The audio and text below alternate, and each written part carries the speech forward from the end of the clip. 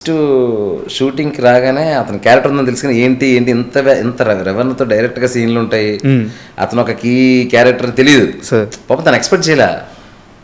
రాగానే షార్ట్ అంతా చెప్పేసి పెట్టి రవణ్ అని ఇలా కొట్టు అదే ఫస్ట్ సీన్లో ఉంటుంది కదా అన్నా అన్నాడు. అంటే ఏంటో సార్ రవణ్ అని ఇలా ఫేస్ మీద ఇలా కొట్టినట్టుగా జస్ట్ ఇంతవరకు రావాలి, నేనేనా అన్నా అన్నాడు.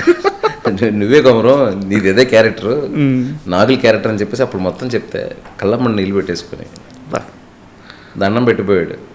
ఏమొద్దు నాగులు, నీ కోసం యాక్చువల్గా నేను వెతుకుతున్నాను.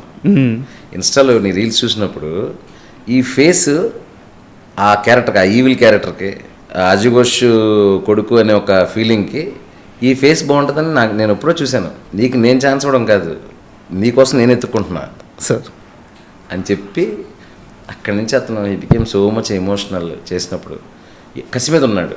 అలాంటి సార్ అంత పెద్ద క్యారెక్టర్ ఇచ్చారని నిజంగా దెబ్బలు తినేసేవాడు. మా రీల్ సతీష్ మాస్టర్ ఉన్నాడు, ఆయన మాస్టర్ రియలిస్టిక్గా ఉండాలంటే రియల్గా కొట్టేస్తుంటాడు. మాస్టర్ చచ్చిపోతాను మాస్టర్, ఎవరు రెస్పాన్సిబిలిటీ, కొంచెం చూసుకొని కొట్టేవాడి నేను చెప్తాను. అంటే ఒక పీక్ రియలిజంకి వెళ్ళిపోదాం ఈ సినిమాకి ఫిక్స్ అయిపోయాడు అతను. నాకు భయం వేసేది బంటర్ ముందు కూర్చొని. సో నిజంగా అది కొంచెం టచ్ అయినా, కర్రలు కానీ ఏదైనా టచ్ కొట్టినప్పుడు టచ్ అయినా, 2-3 దెబ్బలు తగిలినా చెప్పేవాడు కాదు. మళ్ళీ చెప్తే తగిలేస్తుందని డైరెక్టర్ గారు ఇంటెన్సిటీ తగ్గించేస్తారేమో అని. ఎందుకంటే ఆలోట్ వెళ్ళిపోయాడు. ఇంకా తనకు అవసరం నా ఎంతకైనా కష్టపడతా అని.